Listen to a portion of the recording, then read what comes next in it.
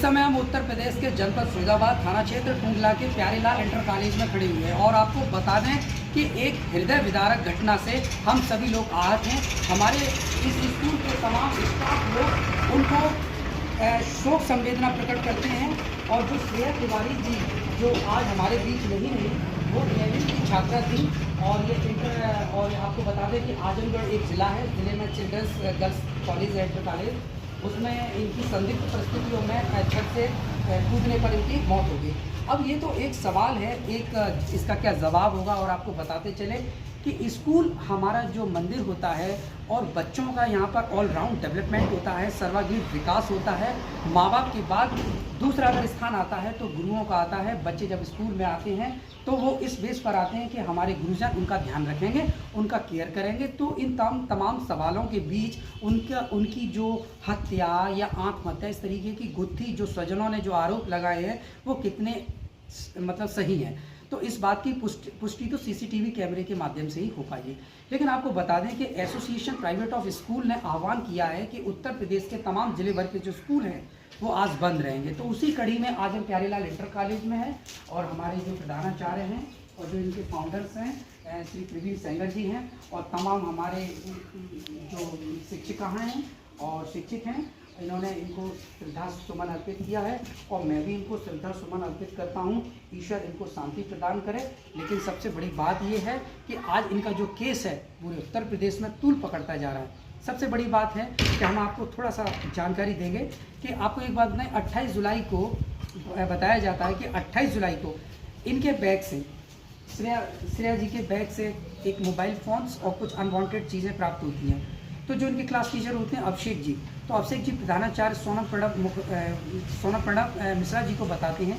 तो कहा जाता है और आरोप है कथित तौर पर, ये पता नहीं क्या है कैसे, लेकिन जो टीवी न्यूज़ और एजेंसियां ये बयां करती हैं कि जब उनसे पूछताछ की तो पूछताछ करने के दौरान और उनको कम से कम ऑफिस में बुलाया 25-30 मिनट, जो भी 40-50-60 मिनट जो भी हैं, तो उससे पूछताछ की। पूछताछ करने के बाद और गंभीर कथित तौर पर एक आरोप भी है कि उनको सामूहिक तौर पर सब जगह घुमाने की बात कही गई है। तो ये तमाम लोगों की जो बात है, और वहीं पर आपको बता दें कि आजमगढ़ के एसपी साहब ने भी अपने बयान में बहुत कुछ कहा है।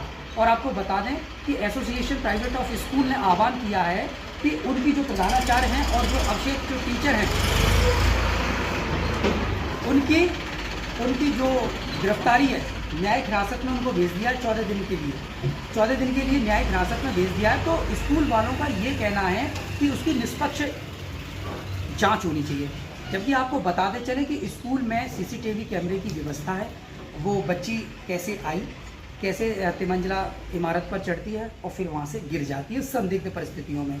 तो कथित तौर पर स्वजनों के द्वारा जो आरोप लगाया जाता है हत्या का, तो अब ये हत्या का आरोप न लगकर आत्महत्या का जो मामला जो दर्ज किया गया है। क्योंकि पोस्टमार्टम रिपोर्ट में आपको बताते कि जब वो तिवारी जी जब ये वहाँ से संध्या जब वहाँ से गिरती हैं तो उनके बाएं जो फेफड़ा होता है वो फट जाता है और काफ़ी रक्तस्राव होता है, जिसकी वजह से उनकी मौत हो जाती है। और आपको बताते हैं उनकी एक हड्डी भी टूट गई। तो कहीं ना कहीं पुलिस प्रशासन बहुत कड़ी निगरानी में उनको देख रहा है कि कैसे क्या है। लेकिन आपको बता दें कि प्रबंध स्कूल भी अपने आप को ये साबित करने की कोशिश कर रहा है कि हमारी गलती नहीं है, उसने आत्महत्या की है। लेकिन जो स्वजनों का जो आरोप है वो कथित तौर पर उन्होंने ये कहा है कि आत्महत्या के लिए प्रेरित किया। जब कोई अनवांटेड चीज़ जब उनके पास पाई गई तो उनको पोलाइटली कन्विंस करना चाहिए। जबकि 16 साल की ये बच्ची है, नाबालिग है। लेकिन आपको बताते चले कि भारत सरकार, हमारे कॉन्स्टिट्यूशन ने 18 साल का जो वो एडल्ट रखा है, वोट देने का अधिकार है। जो 18 साल से जो कम के जो बच्चे हैं वो वाकई में बहुत कोमल होते हैं और उनका हृदय बहुत कोमल होता है और काफ़ी डर होता है। तो इस डर से वो बता नहीं पाए।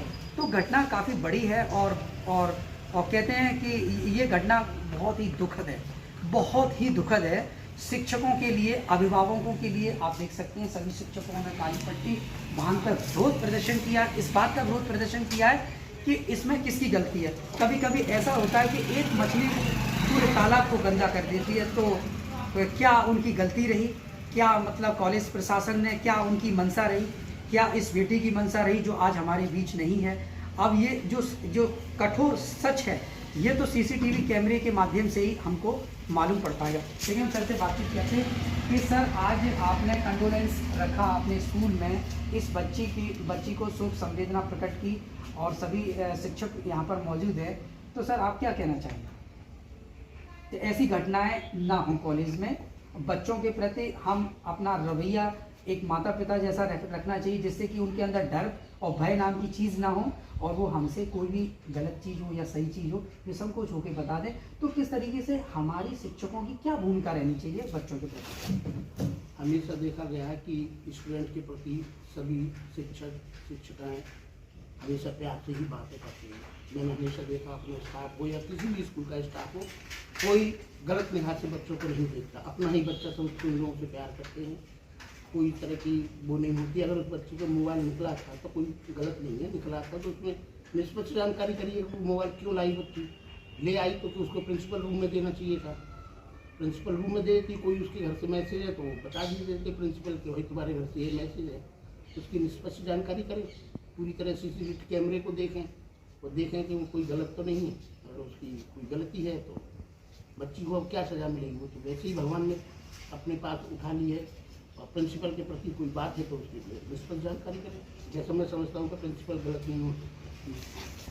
देखिए अब ये तो एक जांच का विषय है, कौन गलत है क्या कैसे जो भी, मतलब अब तो सीसीटीवी फुटेज के माध्यम से ही ये बात हो पाएगी। लेकिन हम आज आपको एक जानकारी और दे दें, मैं एक बात अपनी बात को फिर दोहराऊंगा कि हमारा स्कूल हमारा मंदिर है और मंदिरों में जो बैठे ये मूर्तियाँ ये भगवान का रूप है। जब भगवान खड़े हैं, गुरु खड़े हैं, तो बच्चा सबसे पहले गुरु को पूछेगा, क्योंकि गुरु ने भगवान को भगवान बताए भगवान कौन है, उनका रास्ता बताया है।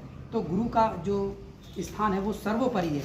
तो जहाँ सर्वांगीण विकास हमारे इस मंदिर में होता है, इस ऐसा ही विकास और ऐसी ही स्वच्छता बनी रहे। सर ने बोला कि हमारे जो शिक्षक हैं, हमारे जो प्रधानाचार्य हैं, वो रवैया सही रखें। अगर कोई ऐसी दिक्कत है तो बच्चों के अंदर इतना डर, इतना भय पैदा ना करें कि वो अपनी बात बताने में संकोच पैदा करें और आगामी फ्यूचर में कोई अप्रिय घटना को वो अंजाम दे सके, जिससे कॉलेज प्रशासन की छवि धूमिल हो और गुरुजनों का मान सम्मान में ठेस हो और ये जो पद प्रतिष्ठा की जो गरिमामयी है उसकी जो मतलब कहने का मतलब है कि सबसे इनका विश्वास हट जाए। तो ऐसा नहीं होना चाहिए। हमें अपने स्कूल में हमारे जो बच्चे आ रहे हैं हमें उन पर विशेष ध्यान रखना चाहिए। हमें उनकी हर गतिविधि को ध्यान में रखते हुए सबसे पहले उनके पेरेंट्स को इत्तलाह करनी चाहिए किस तरीके से मामला है। हमारे प्रति अगर कोई मार्गदर्शक के तौर पर अगर आप हमें देना चाहते हैं तो आप वो हमें बताएं। तो ऐसे ही हमारे सर हैं, सर ने कहा है शिक्षकों को भी यही बात बोली है कि बच्चों के अंदर से भय बिल्कुल हटा दीजिए।